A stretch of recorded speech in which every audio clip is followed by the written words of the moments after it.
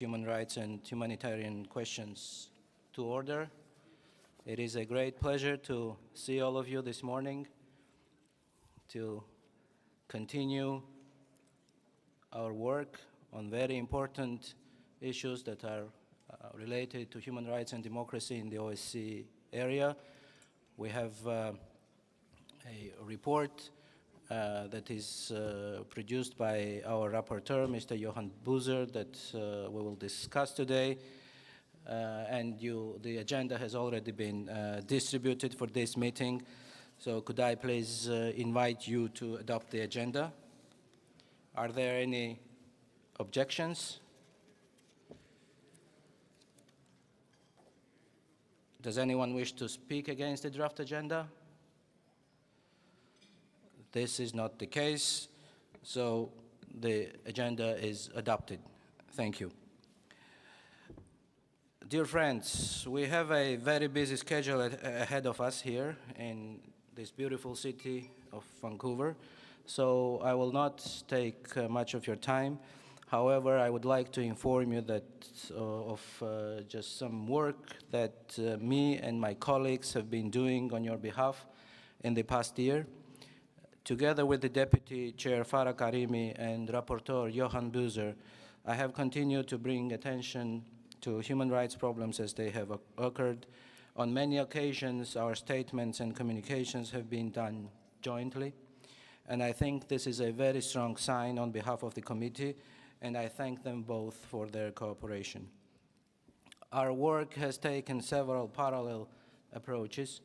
We have spoken on thematic issues such as challenges to democracy. We have spoken out on specific localized issues such as the persecution of media and NGO treatment in Russia and other countries. And we've had a number of in-person interactions to promote our OSCE work. All of us have maintained an open dialogue with human rights defenders and analysts, as well as with state authorities in various countries. This enables us to engage in constructive dialogue that can hopefully result in positive changes. We have only spoken out publicly when we thought it was particularly urgent and important to do so. In the face of persistent and grievous problems, I think this is our responsibility. I don't necessarily want to raise all of these topics here today, but you will find our work reported on the OSCE's website. I was very pleased to host Farah and Johan in Georgia earlier this year. The visit gave us the opportunity to meet and plan our work, but also I hope the visit enabled Johan and Farah to familiarize themselves with some of the challenges in Georgia, particularly due to Russian occupation. We had the opportunity to visit the occupation line and see with our own eyes the threats emanating from Russian occupation and the problems that Georgia faces from this occupation, not only the political and security ones, but also social and economic ones, because Georgia right now has 250,000 internally displaced people who cannot go back to their homes for the last 30 years because of the Russian occupation. Such visits serve as an excellent opportunity to continue our committee's practice of meeting with national human rights bodies, so we can all benefit from their expertise and maintain awareness of priorities. I will just take this opportunity also to congratulate Johan on his report and resolution, which I think raises some very important topics for us all to engage with. Thank you also to other colleagues that have submitted supplementary resolutions and amendments. Working collectively like this, we ensure that the OSCE remains a strong and credible voice on human rights topics. Finally, I would like to thank our Canadian hosts for their welcome to all of us. I wish you a happy Canada Day, and thank you for celebrating it together with us from all around the OSCE. We will now move to our next agenda item, which is about schedule and timing, and I think most of you had questions about which item agenda will be considered when. So the committee is scheduled to have 4 meetings during the session. In the first meeting today, we will consider the draft resolution and report from the rapporteur, Mr. Buzzer. We will also consider amendments to this resolution, time permitting. In future meetings, we shall also consider supplementary items. May I remind colleagues that the election of committee officers for the next annual session of the Assembly will take place during the committee's final session, which is likely to take place on Monday. The session of the committee begins at 11:30. Under Rule 36.5, I would like to ask the committee to agree that the deadline for nominations for the committee officers shall be not later than 6 p.m. on Sunday, 2nd of July, rather than the start of the Monday meeting, as it is normally the case. I would like to inform you also that earlier the first and second committees agreed to the same arrangement. This is to allow sufficient time for the arrangement for election to be made ahead of our meeting on Monday morning. Are there any objections to this proposal? The proposal is adopted. Thank you.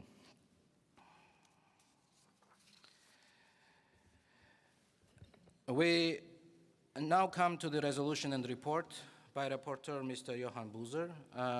It would assist me greatly if any member wishing to speak during the debate could enter his or her name in the register as early in the debate as possible.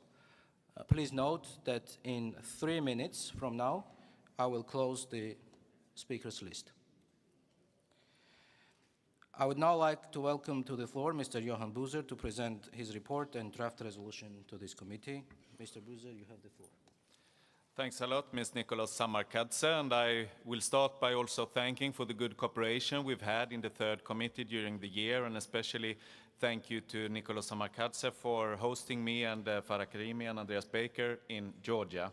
And so thanks a lot, and also thanks to Mr. Baker and the Secretariat for good cooperation. So, dear colleagues, the report and resolution that I present to you today do not necessarily make pleasant reading. I don't think anyone can look at human rights situation in the OSCE and be happy. Nonetheless, I see it as a positive report in that it serves as an appeal on behalf of the OSCE. My intention is to make the best use possible of this organization in the interest of our population's human rights. The values and rights enshrined in the Helsinki Final Act and subsequent OSCE documents serve to remind us that these principles must continue to be the foundation of all societies across the OSCE region. The OSCE exists to help us all achieve this, and if the organization did not already exist, we would have to create it, and that is something we usually say. As you will see, the report and resolution explore 5 broad topics. The first relates to easing the suffering of those impacted by war. The reality is that there is little practical we can do. However, we must continue to highlight the tragedies of conflict as well as the blame in the case of Ukraine. We should say clearly that the blame lies with decision makers in the Kremlin. I particularly highlight the mounting evidence that thousands of Ukrainian children have been abducted and transferred to Russia. This is in addition to the appalling treatment of prisoners of war as well as anti-war protesters in Russia. Informed by a very interesting debate we had during our common winter meeting, I call for a broader approach to accountability which puts the victims of war at the center of its focus. And secondly, I also dedicate some attention to political and democratic processes throughout the OSCE. We are all legislators, so we all know that solutions to social problems are never simple. We must be wary of oversimplification and instead make sure that our systems allow for nuance and complexity. Otherwise, the so-called fixes we find will just be temporary band-aids that do not address the underlying causes. Socio-economic disparities, if not seen to be addressed through functioning political systems can easily result in broader discontent with political and even democratic processes. And in the field of elections, I note that some processes are outdated. And in the report, I just give a few examples, but I suspect that if we take the time to do the analysis, we will discover that all of our electoral systems have such obsolete elements.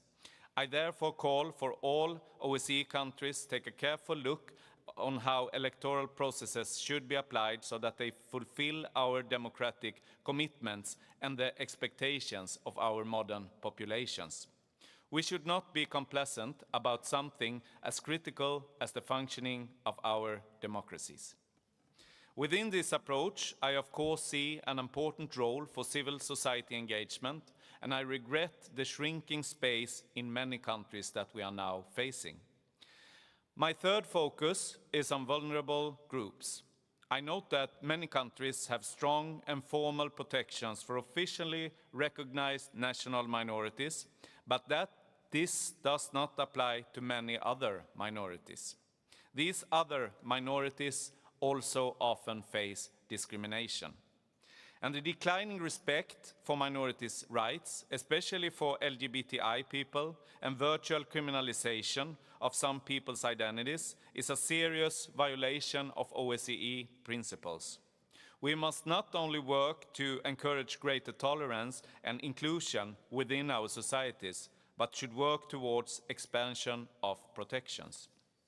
Special attention to the particular needs of migrants is also critically important, especially in the context of the Russian war against Ukraine. Fourth, I call for a serious look at the impact on human rights of modern technologies. IT coding impacts almost all aspects of our lives, literally dictating what we read, what we learn, and yet most of us in parliament and government have only minimal understanding of how this works. Clearly, technology can be incredibly empowering and transformative, but we as parliamentarians must ensure that the transformation is in line with our human rights principles. In simplistic terms, we need to learn how to code respect for human rights and democratic principles into digital systems. And I think this is an area which we can be cautiously optimistic, as many technology companies appear to be looking for guidance and leadership. I also look carefully at responses to disinformation in our modern digital era, as well as the impact of artificial intelligence. These are no longer quaint topics that we can debate, but are serious challenges that have human impact.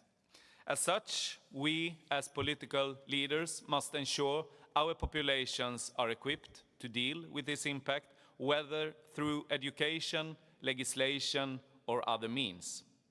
Finally, I should note that I worked with the rapporteur in our first General Committee to ensure that the concerns about the OSCE itself are addressed. The organization which we as the Parliamentary Assembly are a part of has been slowly weakened over the past 20 years. And this is particularly a consequence of countries unwilling to accept the external and expert perspectives that the OSCE brought.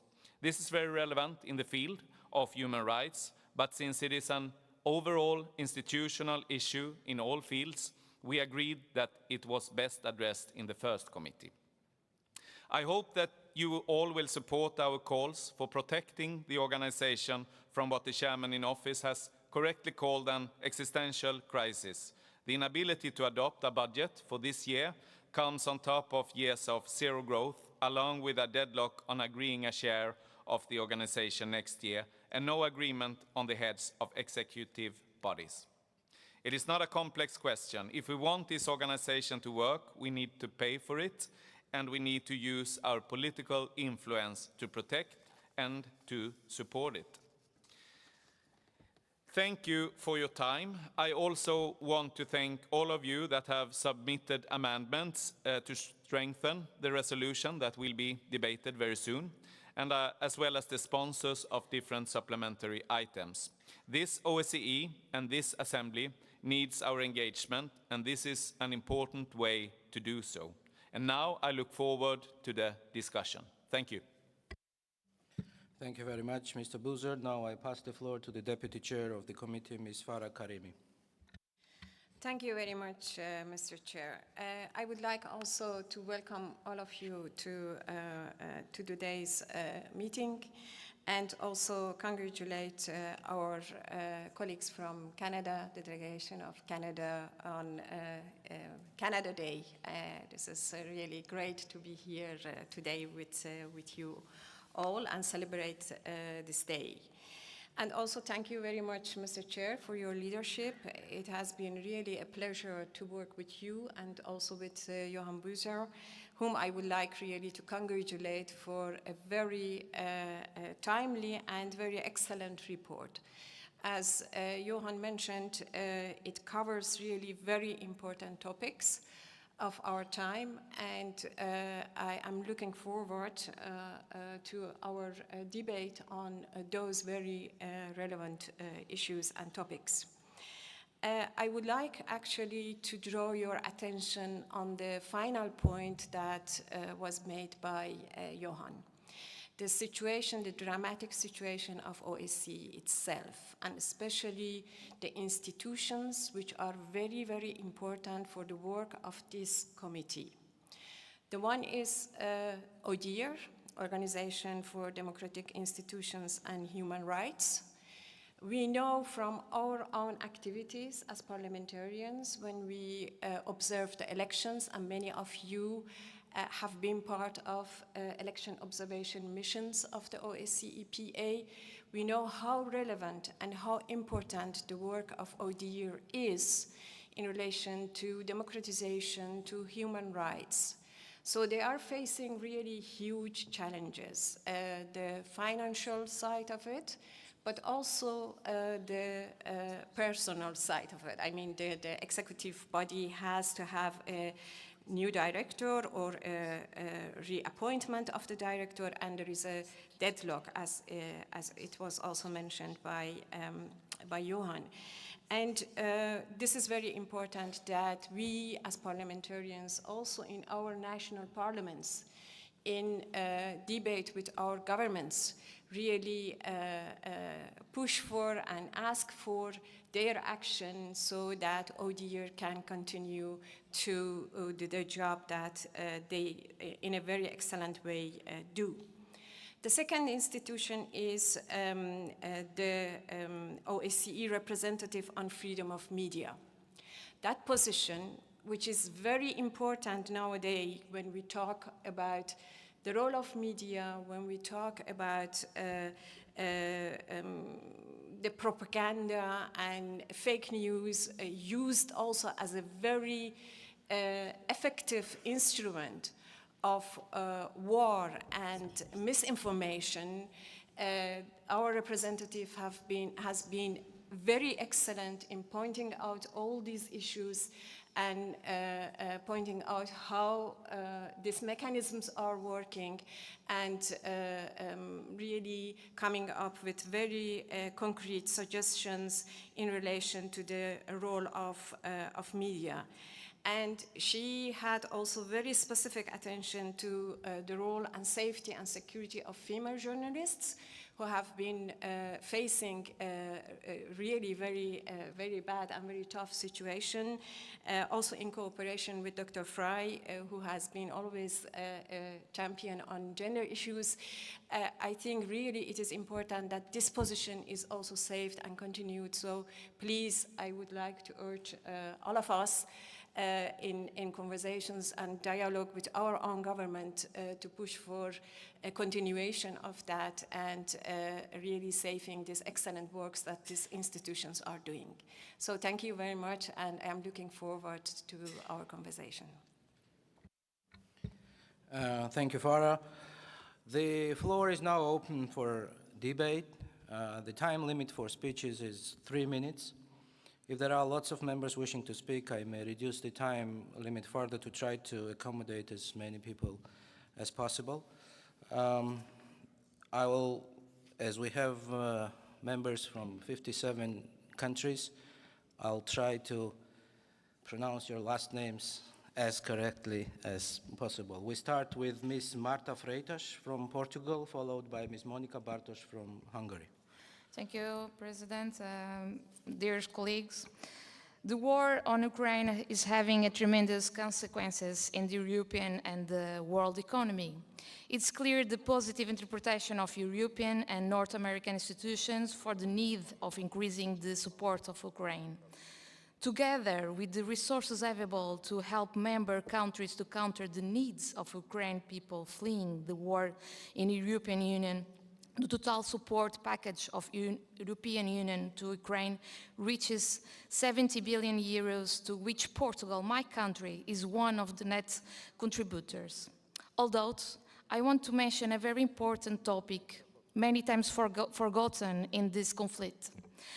As in other areas on the world, for which I think OSCE must and should have an important role of promoter and mediator, and is this very pertinent, the discussion we are having here in this commission.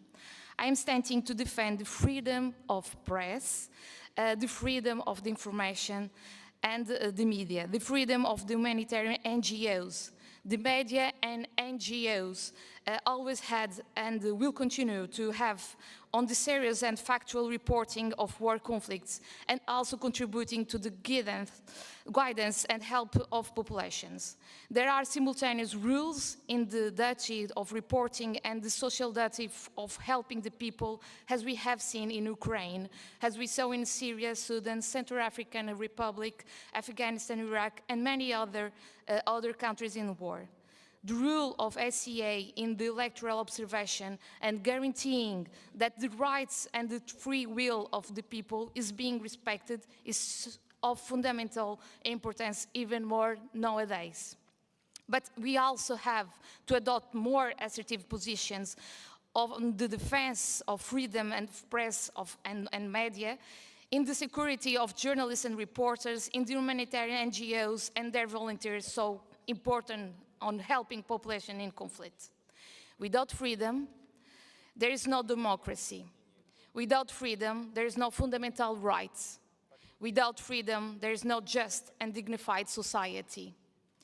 OSCE has always been and must continue to be a beacon defending freedom, democracy, and women rights in the plain mode. Thank you. Thank you very much. I give the floor now to Ms. Monica Bartos from Hungary, followed by Ms. Yara Sachs from Canada. Thank you, Mr. Chair. First of all, I would like to congratulate to the rapporteur because you raised many important topics. I think these need to be seriously addressed in the future. This report is the very first step. If I may, I would like to respond for a few things mentioned in the report. In the first paragraph, you say that the world faces many challenges and the OECD exists to help to manage these. I deeply agree with you, and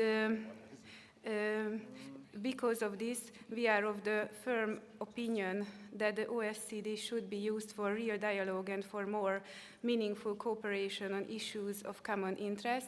If we look at events in the world, like the deteriorating economic situation affecting our everyday life, or developments in Northeast Africa, the issues of illegal migrants, the consequences of climate change on economics, etc., we believe that we could only benefit from more cooperation among us.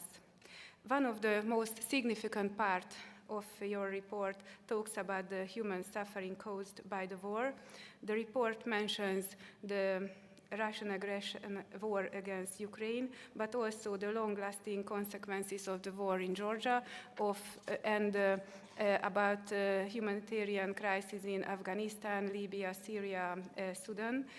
We and I agree that everything must be done to end human suffering.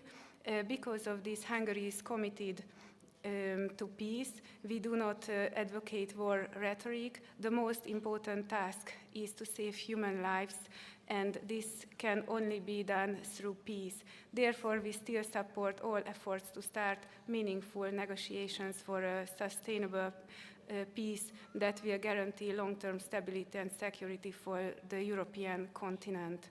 And finally, I would like to mention that we welcome that the report of the rapporteur pays attention to the situation of various minorities and vulnerable groups.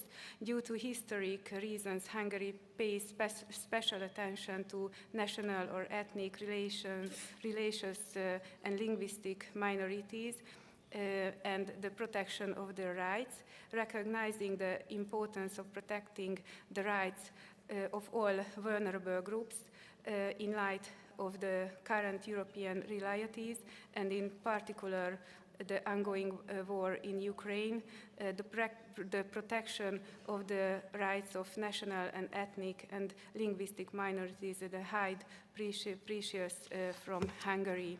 The effective protection of the rights of national minorities is a key aspect of human rights, protecting precondition for peace and security. National minorities need constant care in times of peace and war. We continue to count on the support of OECD, especially the High Commissioner on National Minorities, in protecting the minority rights of the Hungarian and other national minority communities in Ukraine. Thank you for your kind attention. Thank you. Now I give the floor to Ms. Yara Sachs from Canada, followed by Mr. André Coelho Lima from Portugal. Thank you, Chair, Vice Chair, fellow parliamentarians, and thank you to Rapporteur Mr. Buser for sharing this informative report today. It highlights several key topics that are relevant to democracy, human rights, and humanitarian questions, both generally and in the context of Russia's unjustified and unlawful aggression towards Ukraine. A topic that is of particular concern to me is the weakening faith in political and democratic processes. Addressing this topic, the report stresses that certain practices that may have worked in the past are not necessarily fit for purpose in current times. The report considers some of the challenges we face in the age of social media. In particular, it asks how we can regulate social media to limit the dissemination of misinformation and disinformation, hate speech, and gender-based violence, while at the same time ensuring that we do not limit free speech or introduce censorship. Just because we have done certain things in certain ways in the past does not mean that there is not room to adapt to new technologies or practices that are available to us today. One such example of embracing new technology and practices is the growing use of hybrid parliaments. Parliamentarians have traditionally been required to attend parliamentary proceedings in person. While technology that enables electronic voting or video conference participation has been available for quite some time, it was not until the COVID-19 pandemic that the use of such technology became commonplace, even in this forum that I joined in 2020. On July 8, 2020, Canada's House of Commons held its first hybrid sitting where members could participate in person or by video conference. Some 3 years later, in June of this year, Canada's House of Commons adopted a motion to extend the hybrid parliament permanently. Parliaments are institutions that represent the interests of all of its citizens. Accordingly, the institution itself should be a space where all members can contribute without barriers to their participation. To my mind, hybrid parliaments help achieve this goal. By being able to vote and attend proceedings remotely, members are able to participate fully in their work, even if they are not physically present in the House of Commons. This flexibility is important because childcare, taking care of family members, illness, and other responsibilities can affect the ability of members to participate in in-person parliament. Representation matters. Research indicates that the added flexibility of hybrid parliaments can have particular benefits for diverse populations, women parliamentarians, and families with strong intergenerational ties, and those representing rural and remote areas. I believe that continuing with the hybrid parliament model will advance gender equality and to help facilitate participation in parliamentary proceedings for those who represent their citizens. The Canadian Federal Parliament's decision to continue with hybrid proceedings aligns with the OSCE Ministerial Council decision number 70/09, which calls on participating states to, quote, consider possible legislative measures which would facilitate a more balanced participation of women and men in political and public life, especially in decision-making. Of course, hybrid proceedings are about one tool that can help improve gender equality in our parliaments. We should review the OSCE Guide, Realizing Gender Equality in Parliament, a guide for parliaments in the OSCE region, published in 2021. The guide outlines several tools that can advance gender equality in decision-making bodies. I would argue that we all need to consider modernizing our parliaments. As a single mother, and amongst the first 100 women in my parliament, I see to all of us here as parliamentarians that we can do better for our citizenship when there is full equality and representations in the houses in which we sit. Thank you, Chair. Thank you very much. And now we move to the next speaker, Mr. André Coelho Lima from Portugal, who will be followed by Mr. Joe Wilson from the United States. Thank you, Mr. Chair. Dear colleagues, well, three thoughts to share with you. First of all, to congratulate Johan Busser and his report, his contribution to the draft resolution. It's a very good report, and I must say that I subscribe all the 5 points he puts in his report. 2 points additionally to reflect on things that I think should worry us here. First of all, it's strange that we are in a committee of human rights and humanitarian questions, and we are not speaking about the constant dying and drowning of immigrants in the Mediterranean Sea. It's strange for me that this point is not being discussed. And if we, in the first point of the report, talk about the suffering of victims of war, of course, all of us are worried with the victims of war. We must be worried with all these victims that are also victims of war or victims of fleeing from their countries and for, the worst conditions, living conditions that we can imagine. So I think, and that's my contribution, if you may, that we should put that question here also. The second reflection to share with you is about the situation of OSCE itself, like you called, Farah, the dramatic situation of OSCE. It's the fifth point of the resolution, and I want to mix with the second one, the political and democratic process in countries of OSCE. And I think that our goal, we are an organization of security and cooperation in Europe. Our goal should be more in the electoral observation missions. And we should not strict with OSCE countries. We should go further. We should ask ourselves if that's not one of the missions that OSCE should carry on in the future. Not only doing electoral observation missions within the countries of OSCE, but also out of countries of OSCE. Doing like a statement, like something that officializes the democratic process in those countries, like in Africa, for instance. So mixing the fifth and the second points of the report, I think we should think on that, on investing more in the electoral missions, and doing that, having another, another point for the future of OSCE, and to make a turn on this dramatic situation that we are facing in the present time. Thank you. Thank you very much. Dear colleagues, I would like to ask again to mind the time limit. I give the floor now to Mr. Joe Wilson from the United States, followed by Mr. Tahir Mirkishli from Azerbaijan. Thank you, Mr. Chairman. Ladies and gentlemen, fellow parliamentarians, the world is shocked by the human rights impact of war criminal Putin's brutal and unjustified invasion of Ukraine. We've all seen the evidence of these horrible war crimes, including mass killings, torture, and rape perpetrated against civilians in places like Bucha, Irpin, and Mariupol. I myself visited Bucha in May in a bipartisan delegation with my colleague, Congressman Steve Cohen, where we met a grandmother who told us the heartbreaking story of the death and murder of her grandson in her arms when their car came under fire from Russian troops as they were trying just to return home.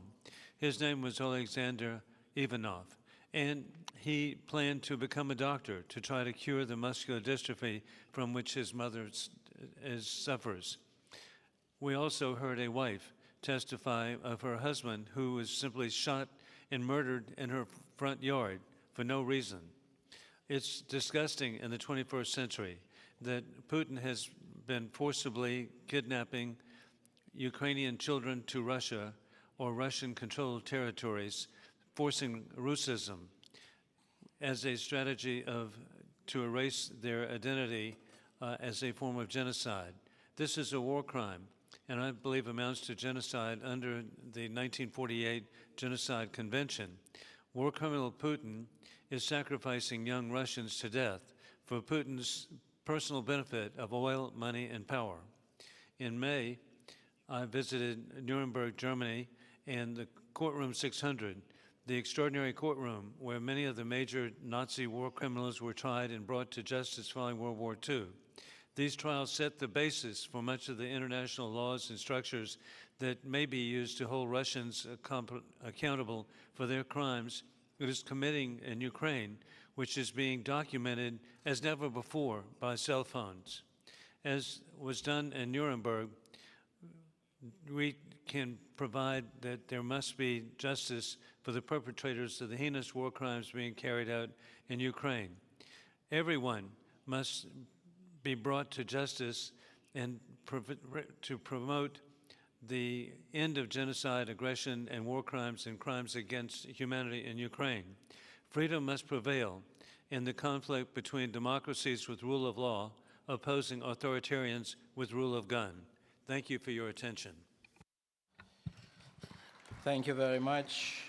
I give the floor now to Mr. Tahir Mirkishli from Azerbaijan, followed by Ms. Lucy Potuchkova from Czech Republic. Thank you very much, Mr. Chair. Dear colleagues, as you know, with the end of the almost 30 years long armed conflict with Armenia, Azerbaijan has embarked on elimination of its negative consequences. The wide-scale post-conflict rehabilitation and reconstruction projects being carried out by Azerbaijan in the liberated territories now facilitate the gradual return of thousands of internally displaced Azerbaijanis. Post-conflict rehabilitation, reconstruction, and reintegration is the top priority for Azerbaijan. This includes the integration of ethnic Armenian residents of the conflict-affected territories of Azerbaijan as equal citizens. This is an exclusively internal process to be guided and regulated by the Constitution of Azerbaijan and relevant international documents that we are part of. Azerbaijan is determined to achieve progress in its efforts to reintegrate its citizens of Armenian ethnic origin and pursues direct dialogue to this end. The government of Azerbaijan designated its special representatives for the dialogue with ethnic Armenian residents, and the first meeting of the representative with local Armenians was held on 1st March 2023 in the city of Khojalı of Azerbaijan. Our government has recently reiterated its proposal to hold the next round into discussions in Baku. Yet this process is faced with opposition and interference by Armenia. Armenia should cease its attempts to interfere with this process and refrain from actions and statements undermining reintegration efforts. Azerbaijan expects the international community to support the direct dialogue it pursues with local Armenian residents of the Karabakh region of Azerbaijan. And we think that only with the support of this process, we can return the people to their homelands that waited for this process more than 30 years. Thank you very much. Thank you. The next speaker is Ms. Lucy Potuchkova from Czech Republic, who will be followed by Mr. Steve Cohen from the United States. Thank you, Mr. Chair. Dear colleagues, I'm very pleased that the resolution mentions the mental health of refugees. It should be stressed here that war will leave scars on the souls of many families and will particularly affect the most vulnerable, the child refugees, for many decades. We must not forget that the children took a big psychological hit already during the COVID, when they were unable to attend schools and visit their friends.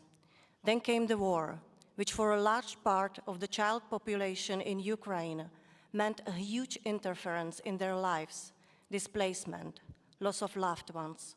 I know that it is very difficult to get therapeutic and psychological help in many of the countries that have accepted refugees.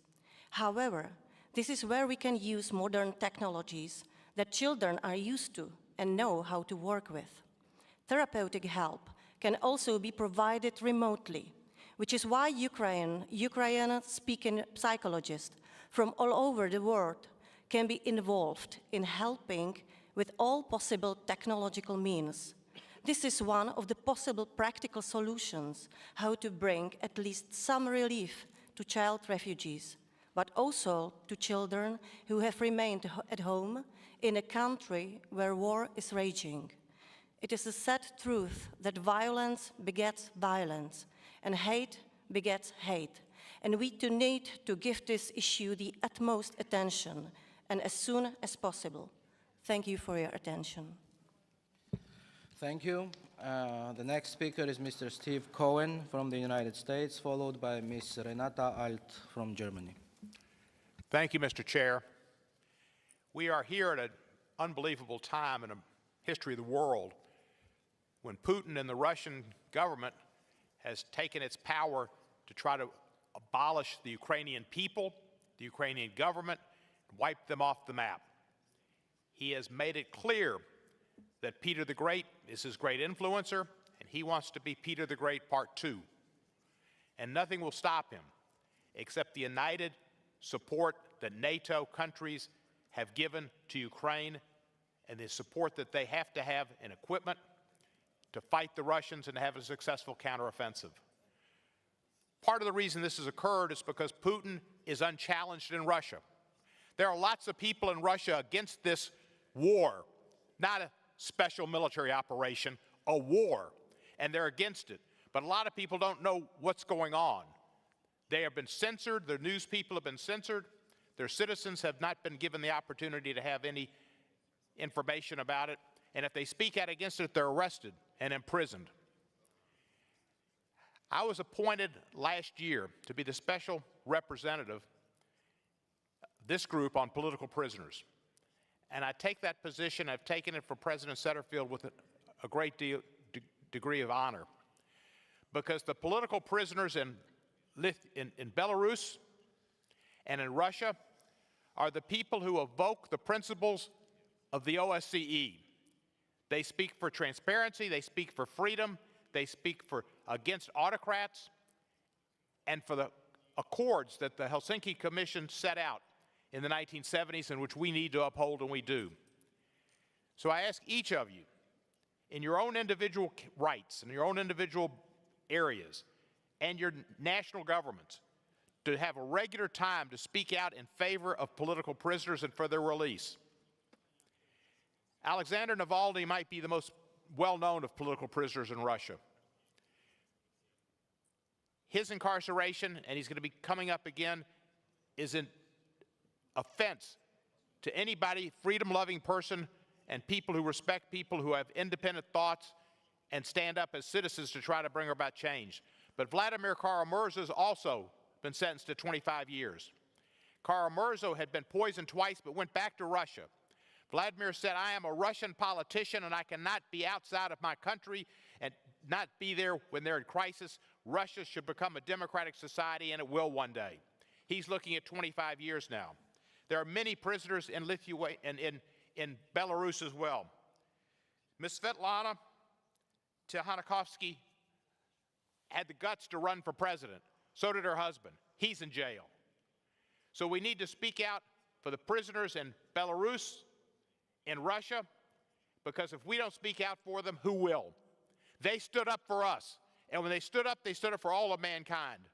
And we need to make pronouncements on a regular basis to remind the world of their incarceration, because the worst thing that can happen to a political prisoner is to be forgotten.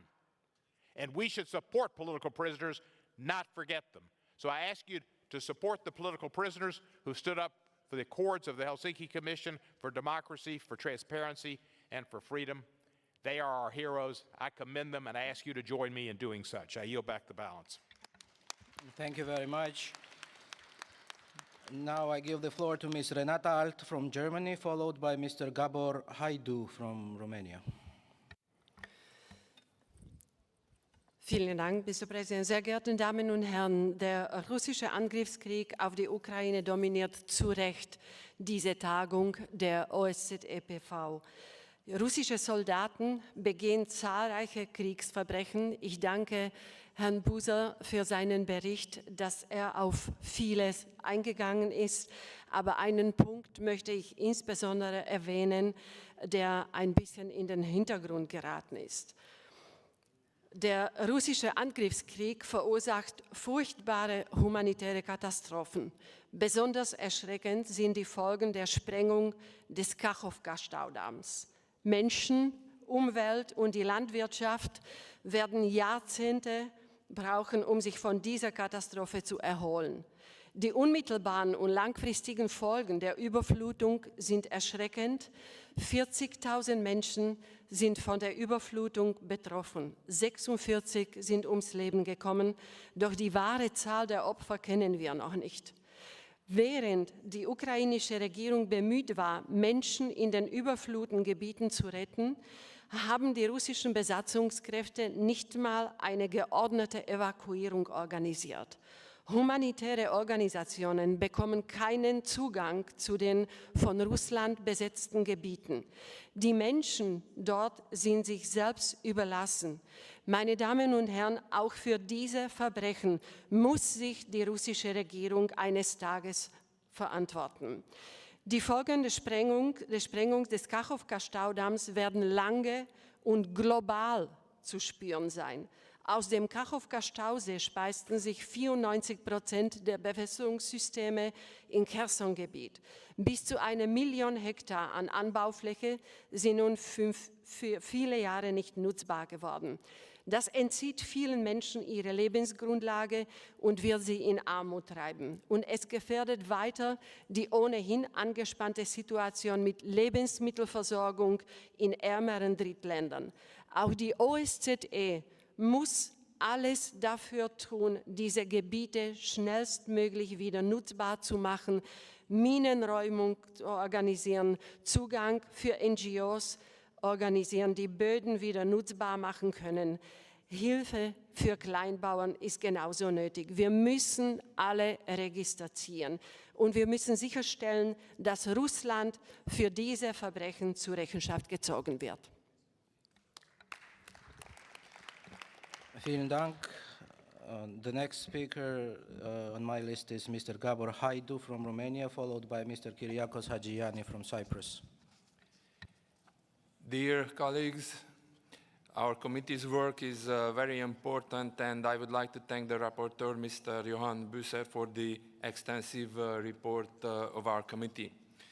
We are supporting Ukraine. Romania is standing by Ukraine from the first day, and we are currently providing solutions to urgent Ukrainian needs. For instance, the International Humanitarian Hub in Suceava, operationalized by the Romanian authorities, has facilitated the transit of 88 international assistance missions, consisting, amongst others, of fuels, medicines, food, and ambulances. Having in mind the difficult context of the war, I am proud to bring you to your attention that Romania has mobilized significant financial and institutional resources to provide assistance for almost 4.4 million of refugees who passed through Romania. We are also providing shelter and conditions for a decent, dignified, and functional life for the approximately 100,000 people who have remained in our country. Ladies and gentlemen, the courage and the determination of the Ukrainians fighting for their country and for a rule-based international order is impressive. And I am very glad that we can offer them the peace of mind that, until their homeland becomes once again safe and secure, their families live in welcoming societies, ready to offer them opportunities for work, education, healthcare, as well as all the support they currently need. Thank you. Thank you very much. I give the floor now to Mr. Kyriakos Hadjiani from Cyprus, who will be followed by Ms. Pia Kauma from Finland.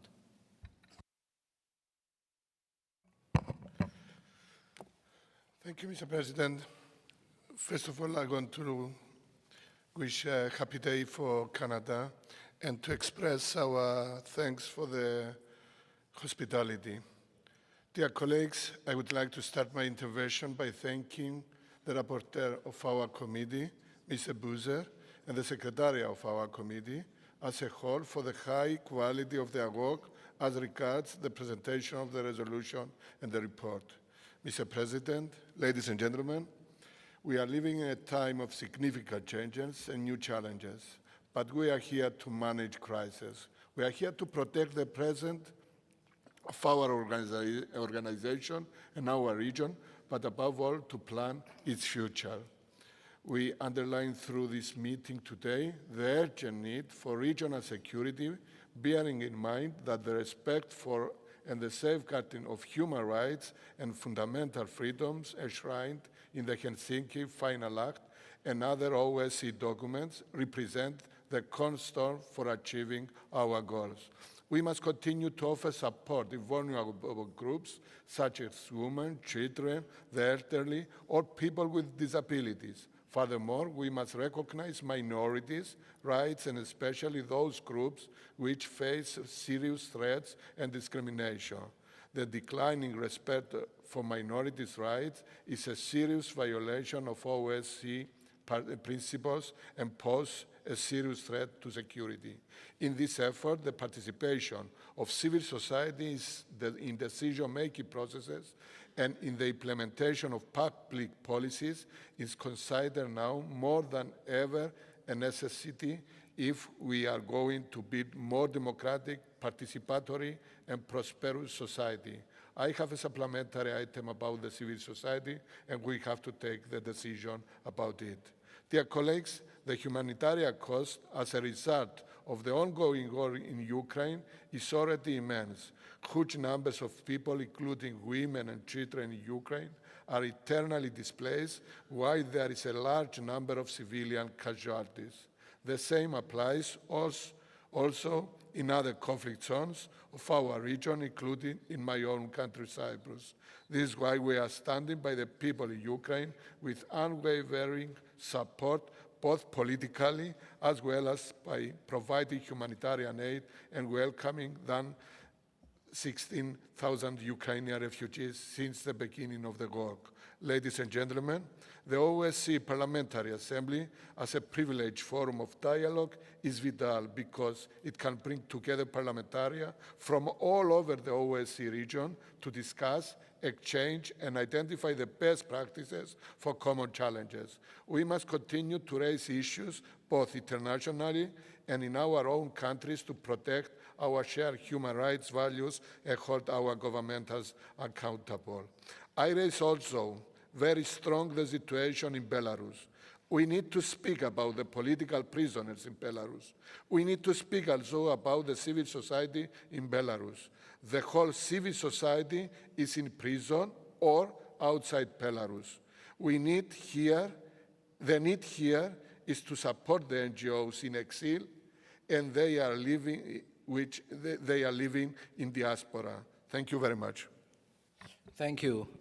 Before I give the floor to Ms. Pia Kauma, I hate to say it, but we have 16 more speakers on the list and we have only 30 minutes. So that means that I unfortunately have to cut your interventions to 2 minutes in order to let everyone speak. So, Ms. Kauma, the floor is yours. Mr. President, dear colleagues, Mr. Chair, dear colleagues, I would like to congratulate my Swedish colleague, Mr. Buser, for his balanced and comprehensive resolution that addresses many of the current challenges and concerns in terms of human rights and humanitarian questions. In addition to tackling a brutal war in Europe and its consequences, we are currently facing democratic backsliding as well as people questioning the universality of human rights.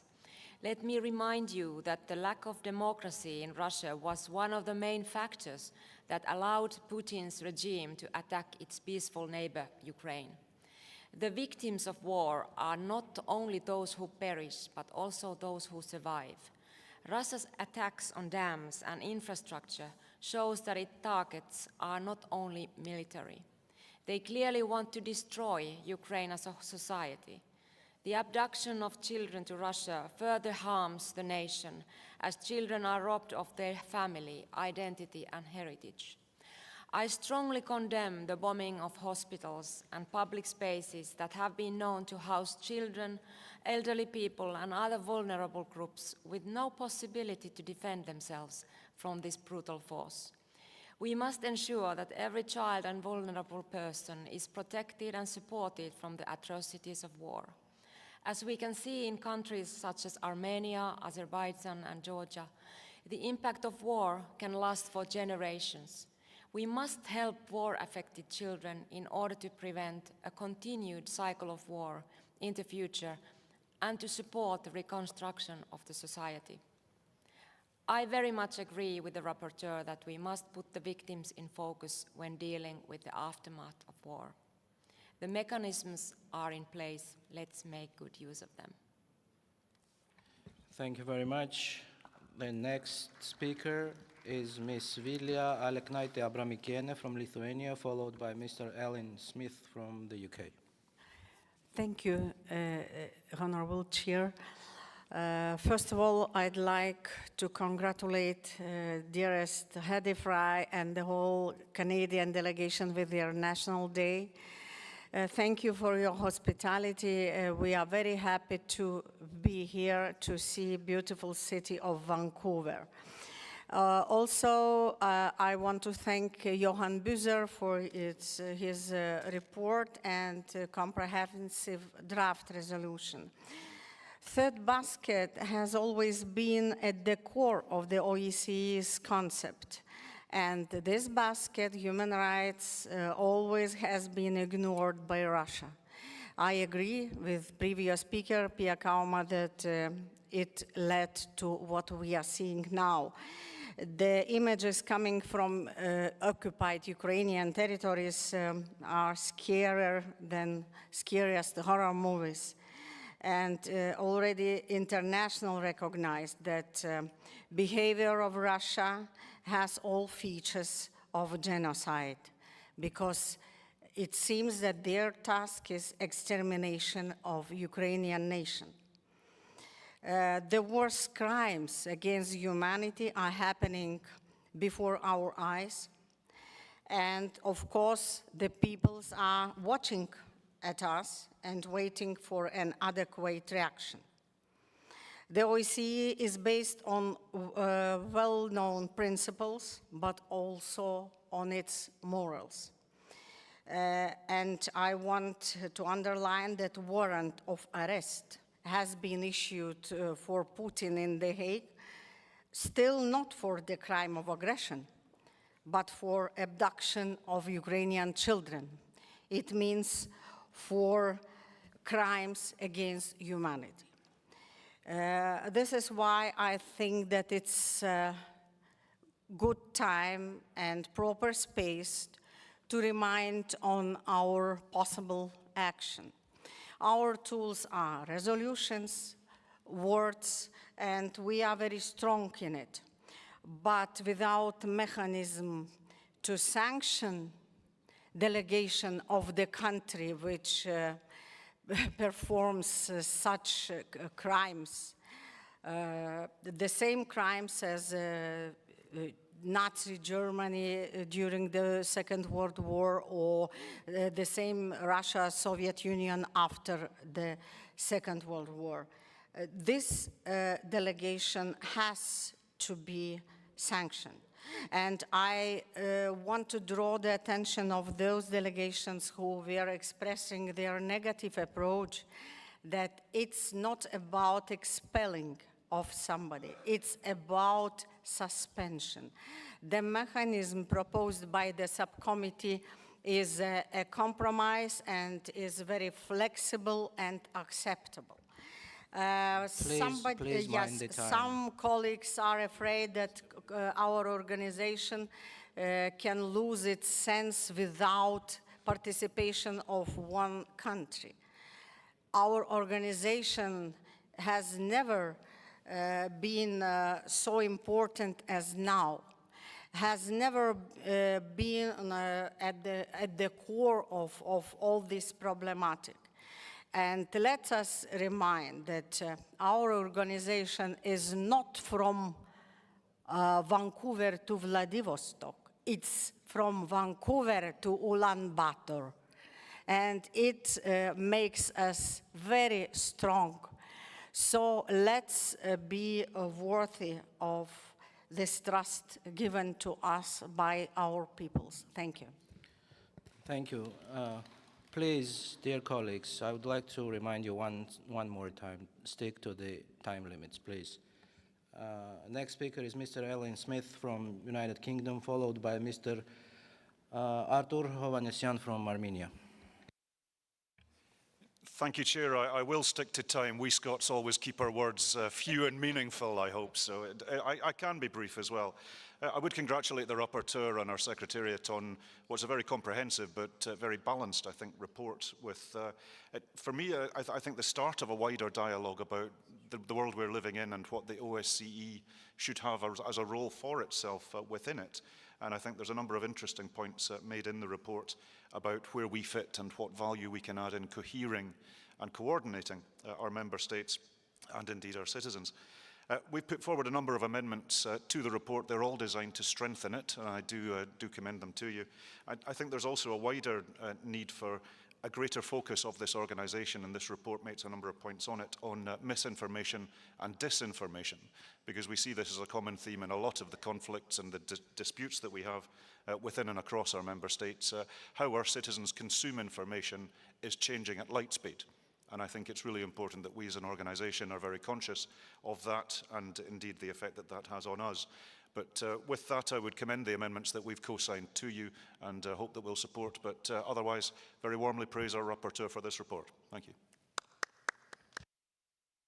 Thank you very much for keeping the promise.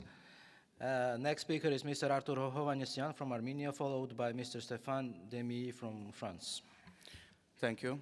Ladies and gentlemen, while the deep concern surrounding us may instill fear in many people, it is crucial for us, as representative of the OSCE member countries, to assess the situation and take decisive actions to safeguard the rights and security of people. Armenia is committed to promoting peace in our region and takes every action towards that direction. Meanwhile, 120,000 people of Nagorno-Karabakh are under blockade for more than 200 days now. I would like to remind you that on February 22nd, the International Court of Justice issued a legally binding provisional measure against Azerbaijan in response to Armenia's case. The court determined that there exists an imminent risk of irreparable harm to the rights of Armenians under the Convention for the Elimination of Racial Discrimination. It ordered Azerbaijan to undertake all necessary measures to ensure unrestricted movement of people, vehicles and cargo along the Lachin corridor in both directions. Regrettably, Azerbaijan has not complied with the International Court's decision and has further aggravated the humanitarian situation in Nagorno-Karabakh. Since June 15th, Azerbaijan has completely blocked passage through the Lachin corridor, including for the Red Cross and peacekeeping forces. The situation is dire, as the people of Nagorno-Karabakh are facing rapidly depleting reserves of food, medicine, and other essential supplies. Now, more than ever, it is imperative to focus our attention on the developments in Nagorno-Karabakh through statements, resolutions, and most importantly, concrete actions. We must recognize that the rights of these people are just as significant as any of ours present here today. By standing for the rights and security of the people in Nagorno-Karabakh, we stand for our own values of human rights, which are universal regardless of their geography. Thank you. Thank you very much. Next speaker is Mr. Stéphane Demy from France, followed by Miss Pauline O'Reilly from Ireland. Merci, Monsieur le Président. En février 2022, la Russie, ou plus exactement, comme l'a très bien discerné notre collègue américain Steve Cohen, la bande à Poutine, lançait une offensive militaire de grande envergure en Ukraine. Cette guerre, au-delà de déstabiliser toute la planète, a eu de très lourdes conséquences pour la population civile ukrainienne. Les Nations Unies ont recensé près de 18 000 victimes civiles rien qu'en 2022. L'invasion de l'Ukraine a déclenché une crise majeure en matière de droits humanitaires et de déplacement des populations et j'ai été très ému en écoutant notre collègue ukrainien hier, Mikita Poturayev, à qui la délégation française affirme toute sa solidarité. Les forces russes se sont livrées à des attaques menées sans discernement ainsi qu'à de nombreuses violations du droit international, privations illégales de liberté, actes de torture, violences sexuelles, homicides, etc. Des prisonniers et des prisonnières de guerre ont été soumis à des mauvais traitements et des enfants ont été séparés de leurs parents. Cela s'appelle de la déportation. Je remercie notre collègue suédois, Johan Buser, pour son projet de résolution.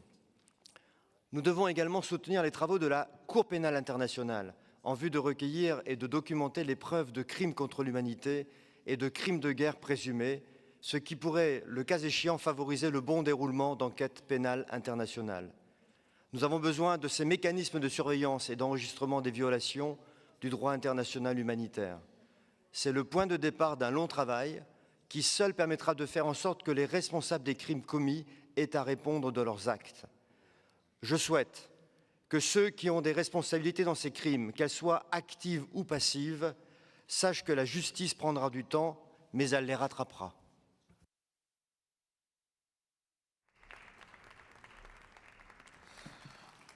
Thank you. We move now to Ms. Pauline O'Reilly from Ireland, followed by Ms. Mirgul Temirbayeva from Kyrgyzstan. Thank you very much, Chair. And just at the outset to say thank you so much for the report and for the draft resolution. I think they're excellent.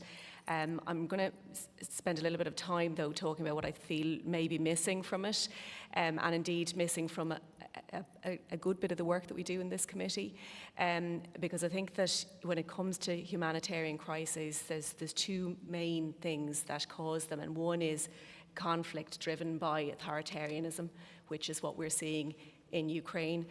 But the other really important point is that degradation of the natural world causes humanitarian crisis. It causes that lack of security that you refer to.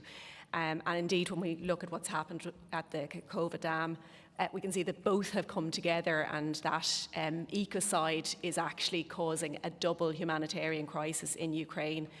And you speak in the report about the threat of authoritarianism, but you also quite rightly point to that short-termism in democracy, so in fully democratic systems, which many of us here have. That short-termism, I think, is really, really dangerous, and the biggest danger there is for the environment, because that's the bit that slips down the agenda when people are looking at their votes in the next election. 80% of the habitats in Europe are in severe decline, and we can see the impacts on migration, but also indeed 9 million people a year die purely because of air pollution and water pollution and the pollution in our soils. And I think we have to take that really, really seriously. And the other committee that does have environment in its name, the second committee, it really focuses a lot, I think, on economics, where we have to focus here, I think, on the humanitarian crisis caused by this degradation of the natural world. So I wanted to point that out, and I don't have any time left, but hopefully we can have more conversations about this over the coming days. Thank you very much. Thank you. We have a slight change in the list. The next speaker is now Ms. Lilit Galsyan from Armenia, followed by Ms. Ingrida Tsirtsene from Latvia. Dear colleagues, I would like to highlight a glaring case of human rights abuses which the people of Nagorno-Karabakh, a democracy, are currently facing at the hands of a brutal dictatorship. Azerbaijan continues to violate every single provision of the November 9 declaration. The only road of life, the Lachin corridor, was illegally blocked on 12 December 2022, and it remains blocked to this day.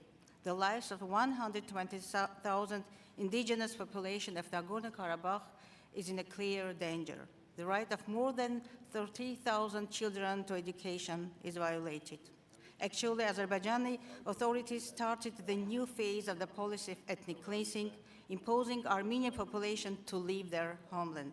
About 120 Armenian prisoners of war are still illegally detained in Azerbaijan. Azerbaijan impedes to the international organizations visit to the region while destroying Armenian cultural heritage. The rhetoric of the president of Azerbaijan gained now new shades, officially claiming Armenia as Western Azerbaijan and stating that international organizations have exhausted themselves and they have resolved the conflict by use of force. Dear colleagues, the conflict in Nagorno-Karabakh is a touchstone for the Western civilization. Do we want to witness an ancient Christian civilization to be driven out of its homeland? I'm ringing the alarm bell. Here and now is the time to demonstrate political will, to take action. It is of an urgent necessity to send a high-ranking OSCE fact-finding mission to Nagorno-Karabakh to assess the situation on the ground. We must hold Azerbaijan accountable for the war crimes. The Armenian population of Nagorno-Karabakh cannot be deprived of its inalienable right to self-determination for safe and free existence on its ancestral homeland. We must be clear, we must act now. Thank you. Thank you very much. I give the floor now to Ms. Ingrida Tsirtsene from Latvia, followed by Mr. Kadir Kasirga from Sweden.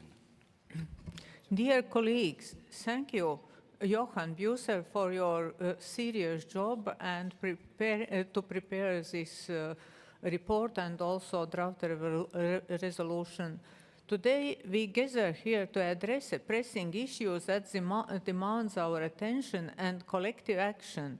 We are witnessing an ongoing aggression that has caused immense suffering and violated the principles of sovereignty, territorial integrity, and international law. I stand before you to condemn Russia's aggression against Ukraine and advocate for strong measures to hold them accountable for their actions. Russia's annexion to Crimea in 2014 marked a turning point, and acts that destabilized the region and sparked a conflict that continues to this day. This violation of Ukraine's territorial integrity can't be ignored or tolerated. It's important that we unite and take a firm stand against their aggression. What OSCE can do for peace? We have to find common tools and realize them to save peace. One crucial step what we must take is to isolate Russia from contributing to any international organization. We can't allow a country that engages in aggression and violence international norms to have a seat at the table where decisions affecting global security and stability are made. We're denying Russia a platform to influence international affairs, and we send a clear message that their actions are unacceptable. In addition to isolation, we must consider establishing an international tribunal to ensure accountability for Russia's action. Latvia strongly supports this proposal, recognizing the need for justice and the rule of law to prevail. By creating a tribunal, we can investigate and prosecute those responsible for the crimes committed in Ukraine. Such a measure will not only provide justice for the victims, but also serve as a deterrent against future acts of aggression. Thank you. Thank you very much. I give the floor now to Mr. Kadir Kasirga from Sweden, followed by Ms. Inka Hopsu from Finland. Honorable members of Parliament, I want to start by thanking for Mr. Johan Busser for very well-written report. Dear colleagues, it is with great concern that I stand before you today to speak about the challenges we face regarding human rights in our member countries. We are living in a time where fundamental rights are threatened and where the rights of minorities are often overlooked. As you all know, there is a heinous war of occupation taking place in Ukraine, where thousands of people have died and human rights are violated daily. The OSCE has an important role to play in trying to wrestle with this conflict and supporting Ukraine in its struggle for freedom and independence. But it is also important that we do not forget the other challenges we face when it comes to human rights. In many of our member countries, we see a regression in the right to love who you want and the right to unitize. These are human rights. They are fundamental to our societies and we cannot take for granted. I want to emphasize that labor rights are human rights. The right to unitize and to bargain collectively is a fundamental freedom that is crucial to protecting workers' rights and creating our fair job market. We must fight to ensure that all workers have the right to unitize and that their rights are respected. Finally, I urge all member countries to work together to protect and promote human rights in our societies.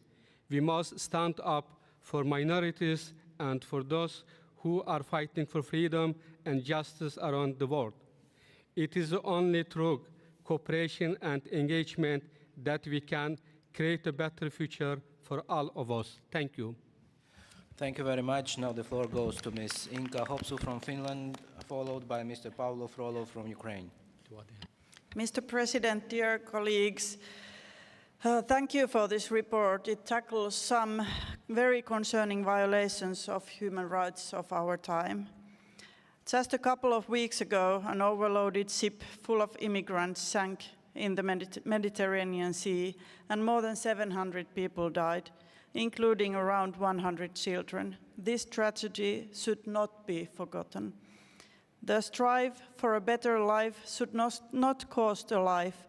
We need stronger actions to help the refugees and prevent these risks of human trafficking.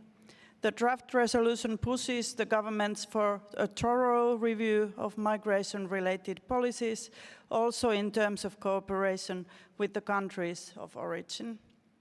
As we speak, there are more than 100 million people in the world who have been forced to leave their homes. 52% of them are coming only from 3 countries: Syria, Afghanistan, and Ukraine. The main reasons behind the growing refugee situations are linked to prolonged conflicts, poverty, drought, famine, and other consequences of climate crisis. Migration and policies to migrations are 2 different things. You do not choose to be a refugee, but you can choose to help the refugees. And it is also possible to influence the root causes behind it. I urge us all to carry these responsibilities in our countries, in migration policies, as well as in strengthening the commitments to development aid and climate and biodiversity funding. Dear colleagues, this week in Europe we celebrate Pride Week in many countries with parades.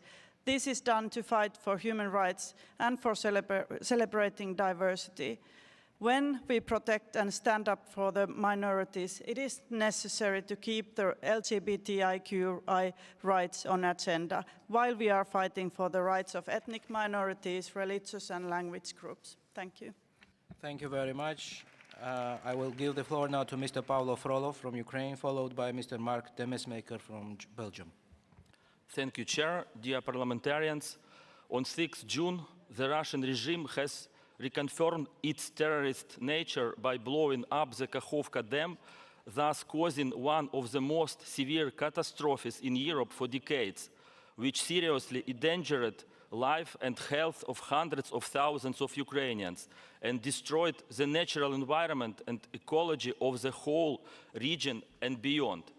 With every new Russian crime against Ukraine and its people, we are witnessing how the level of inhumanity of Kremlin's criminals was often underestimated in the past. Since 24th February, Russia has turned the sovereign territory of Ukraine into a place of the most heinous crimes, including war crimes, crimes against humanity, genocidal atrocities, and the missile terror. The number of civilian casualties is enormous and grows every day. Let me stress that Putin's regime mass atrocity crimes against civilians in Ukraine constitute a deliberate and brutal murder of Ukrainians simply because they are Ukrainians. This is genocide of the Ukrainian people. And in this context, we draw Assembly's attention to the OSCE Human Dimension Moscow Mechanism report on 4th May on the issue of forcible transfer and deportation of Ukrainian children and adults to Russia. Our citizens must not remain hostages of the aggressor state. They need to be immediately released, and their rights and freedoms must be duty protected. Ukraine views as one of its top priorities the collection of all the necessary evidence to hold Russia, the Russian leadership, and the Russian military accountable for all the crimes they committed in Ukraine. As of now, the Prosecutor General's office registered 90,000 violations of the law and customs of law by the Russian armed forces. Ukraine closely cooperates with the international institutions in different formats, in particular the ICC, the Joint Investigation Team, and partner countries to ensure the independent and transparent investigation. While international criminal justice has sufficient tools to investigate war crimes and genocide, existing institutions face objective legal obstacles in investigating the crime of aggression against Ukraine. Therefore, we welcome the progress towards the establishment of a special tribunal as highlighted as a summit of the special tribunal's core group chaired by President Zelensky. We view as another important step the recent decision to create the International Center for the Prosecution of the Crime of Aggression against Ukraine. We also welcome the establishment at the Summit of Council of Europe in Reykjavik of the Register of Damage caused by the aggression of Russia against Ukraine as a first component of an international compensation mechanism. The Russians will have to pay for all the destruction and suffering it caused to Ukraine and its people. Thank you.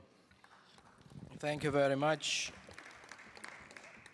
It's now 12:29. So with your permission, I have 5 more speakers on the list. If we could extend the session for 10 more minutes. Is anybody against? Okay. No, thank you. Mr. Mark Demesmaker. Thank you.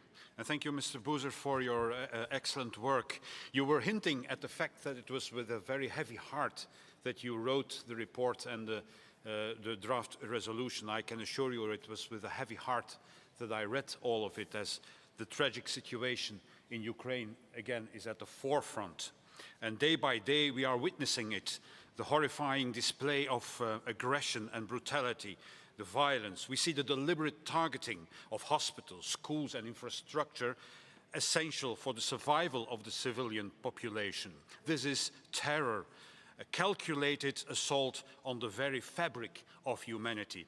And I agree with those colleagues who pointed out that media freedom, that a vibrant civil society, that democracy would have made it impossible for the Kremlin to conduct this war. Autocracy and dictatorship lead to catastrophe.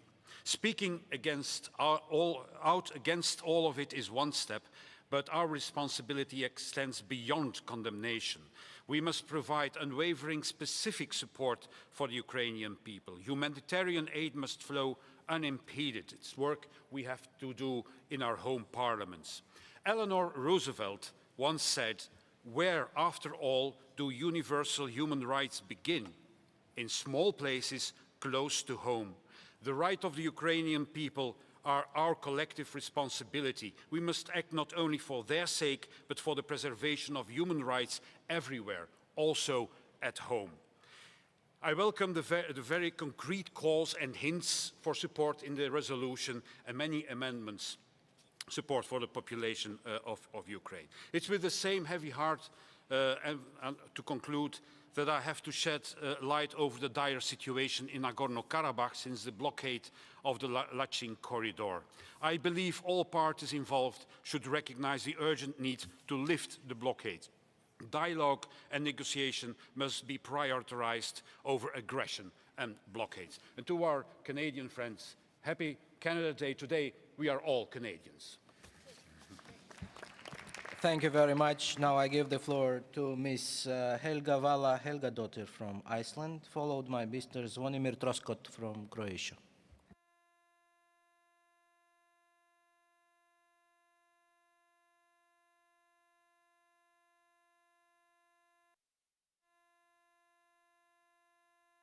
Please use another one. Hello? Yeah. Thank you, Mr. Chair. Dear colleagues, thank you, Johan, for very good work and clear report. There is one point I want to draw your attention to. In paragraph 14 in the report, we are talking about political prisoners, but also I want to mention free media and the importance of our support on free media. Because we are seeing political prisoners in other member states, and I think we have to address it because all our focus is understandable on the situation because of the Russian aggression in Ukraine. Yes, we are seeing great violation on human rights, even in democratic Western countries like United Kingdom on behalf of United States. Yes, the journalist and human rights activist Julian Assange has been kept in the most secured prison in the United Kingdom, the Belmarsh prison in London, for 5 years now. 5 years. Julian Assange is a political prisoner who risks extradition to the United States in coming weeks. He has been treated extremely badly. He has not received basic human rights of prisoners, and most definitely not basic rights of fair justice. We have to keep this in mind, even though we are here talking about countries, member countries, that are closer to us now than Belarus and Russia. We have to remember this, and I urge my colleagues from these countries to make actions to free Julian Assange and demand that he will be transferred to the United States. Thank you, colleagues. Thank you very much. Next speaker is Mr. Zvonimir Troskot from Croatia, followed by Ms. Heidi Fry from Canada. Thank you very much. On behalf of the Croatian delegation, first of all, happy Canada Day. We would like to congratulate you on this fabulous organization, and thank you very much to this committee for the hard work. As Croatia experienced war on its own territory in the recent past, Croatia has a unique experience in dealing with the post-war transition and peaceful reintegration. We are prepared to share our best experiences and practices in order to assist Ukrainian defenders and their families, to reintegrate them into the active social life, maintain and restore their physical and mental health, and support their entrepreneurial and employment activities. Croatia will always be grateful to the veterans because of their lives, which have been unselfishly offered at the altar of our homeland. Our holy duty as a nation is to pay an eternal tribute to our heroes and through their situation try to help our Ukrainian friends. Ukraine will surely win the war, and currently they have more than 1 million people under arms, and their post-war trauma will be a challenge for the entire society. Croats will be on your side then, the same way we are supporting you today. And please allow me to conclude through the soccer allegory, because as an ex-Croatian national soccer under-18 player, I know that soccer provides hope. Some of the foreign correspondents correctly noted that, quote, when Croats put their national soccer jersey on, they are taken over by the spirit of their victorious warriors from their homeland war. Whoever understands this sacred duty plays soccer to the end without complaining and without mercy. It's hard to play against them, end of quote. I wish the same observation will be made and provided for the Ukrainians once the war is over, especially because Andriy Shevchenko has been one of my soccer heroes. With the beliefs and hopes that Ukraine will soon become deliberated, I hope sooner or later that we will have a summer annual session on Crimea. Thank you very much. Thank you. Now I give the floor to Ms. Heidi Frey from Canada, who will be followed by Mr. Tural Kanjaliev from Azerbaijan, and that is the last speaker on our list. Thank you, Chair. I just wanted to thank the committee for sticking to the theme of this year's conference, strengthening regional security by fostering democratic and inclusive society. The only way we can be secure as a region is when every single person living in the region feels safe and secure and belonging to the region, feel that their rights are observed. And so when you talk about minority rights, we're talking about all minorities. You can't pick and choose rights. And no, a lot of people don't like LGBTQ rights, but they're a minority group. If we do not support each other's rights, one day somebody will deny us our own rights. So we've got to remember that when we're dealing with it. I also like the idea that you talked about democracy and how democracy is failing in many areas of this region. I think it's important. You highlighted the fact that violence against women parliamentarians, women journalists. In fact, 30% of women journalists don't want to write anymore about certain topics because they fear that online hate and online threats of rape and against their families prevent them from doing it. A lot of women do not want to run for MPs anymore because of the fear of online violence against them. We have got to be inclusive. Inclusion is what it's all about. Inclusion fosters security. It fosters democracies. And I want to thank you for finally talking about disinformation.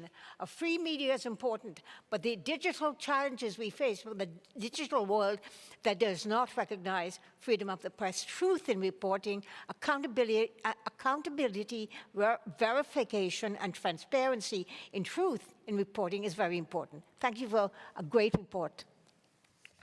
Thank you very much. And now I give the floor to Mr. Tural Ganjaliev from Azerbaijan. Thank you. Cher Monsieur le Président, chers collègues, l'Azerbaïdjan croit fermement qu'une paix et une stabilité durable dans la région sont une tâche réalisable et nous ne sommes qu'à quelques pas d'atteindre ce noble objectif. Malheureusement, malgré ce dynamisme positif et ces progrès dans les pourparlers de paix, nous continuons d'entendre des discours incessants, agressifs et sans compromis de la part de la délégation arménienne. La délégation arménienne vient de faire une déclaration dans le deuxième comité aujourd'hui, reconnaissant l'intégrité territoriale de l'Azerbaïdjan et acceptant que la région du Karabakh fasse partie intégrante de l'Azerbaïdjan. Mais ici, dans ce comité, la délégation arménienne parle de l'autodétermination. C'est un manque de respect ouvert envers cette assemblée et l'Arménie doit cesser d'abuser de cette plateforme. Chers collègues, je voudrais inviter la délégation arménienne à cesser d'utiliser la question religieuse à des fins politiques sales et à cesser d'abuser à nouveau de cette plateforme. Les faits sont des choses têtues. Quant à la route de la Chine, le passage quotidien réglementé des Arméniens par cette route dans les deux sens, également confirmé publiquement par le International Red Cross, est la meilleure réponse aux allégations arméniennes infondées. La déclaration de la délégation arménienne poursuit évidemment l'objectif de détourner l'attention de la communauté internationale de la présence illégale continue des forces arméniennes sur le territoire de l'Azerbaïdjan, en violation de la déclaration trilatérale du 10 novembre 2020. C'est la principale menace pour la paix et la sécurité régionale. Il est déplorable qu'alors que le ministère des Affaires étrangères que l'Azerbaïdjan et l'Arménie continuent de progresser sur les traités de paix et la normalisation des relations, comme en témoignage le récent cycle de négociations cette semaine à Washington. La délégation arménienne auprès de l'Assemblée continue de faire des déclarations bellicistes qui méprisent de la souveraineté et de l'intégrité territoriale de l'Azerbaïdjan. Merci. Thank you very much, dear colleagues, for your active contribution and your interventions in today's session. We will start our consideration of the amendments to the draft resolution tomorrow at 11 o'clock. And until then, the session is adjourned. Thank you very much.